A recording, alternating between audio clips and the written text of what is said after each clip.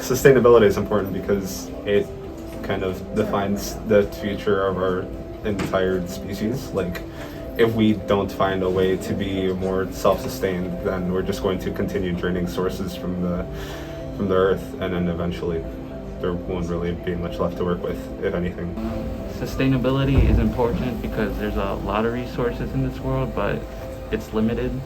So it'd be better for our future if we were able to implement like renewable resources.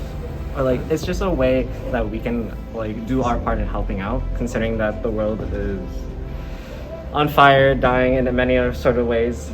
But doing whatever effort we can to help is what I find interesting, or it's just one way we can all contribute to making this better. Well, I'm just very interested in climate initiatives and trying to find sustainable solutions to the problems that we're facing, so I thought this was a class that would be interesting for me.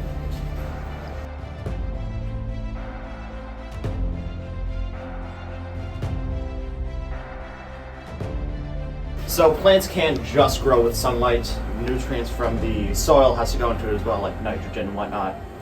And the nutrients from the fish go up there and then re-neutralize the soil.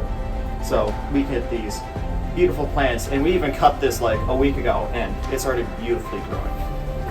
So every time this goes down, it also feeds the fish a little bit and makes the water not awful for them, along with the filter. So it all works out, especially with the siphons, that each part feeds itself. We start with energy from the solar panels, which are then put into the inverter, right? Yeah. Charge controller.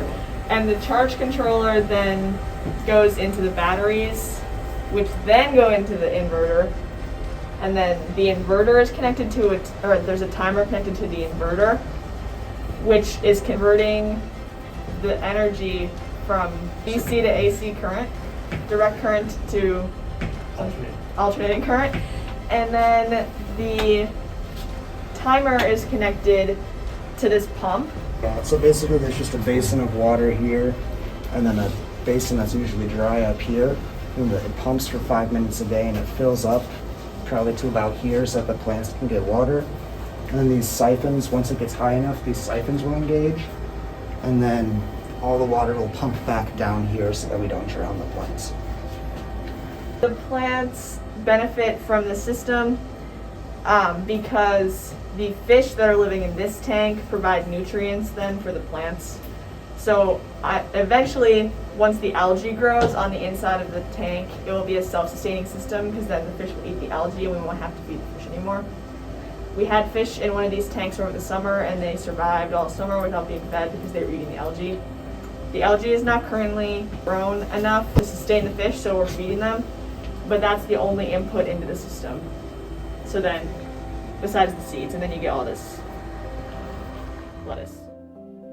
The siphon system was just based off of some videos that I had watched about people operating this. They talked about the plants they can't have constant water. There has to be some drying out, otherwise you get a lot of mold growth. So the cycling of the water into the siphon valves is sort of a critical component. So we had trouble for kind of a long time figuring out how to make those work. But then we started on it as a class project and just invested a lot of time until we figured it out. And the students had great ideas about it. The students came up with the idea of using 2 of them. They were kind of observing how the water would fill up and how it would work in the siphon valves. And they're the ones that figured that out. Everybody here has an opinion on sustainability. They all want to help the world. And everybody's behaviors contribute to how the world will ultimately utilize its resources. So if people have sort of a conservation mindset, then we're all going to be better off and can ensure the future of the country and the world as far as our ability to live in it.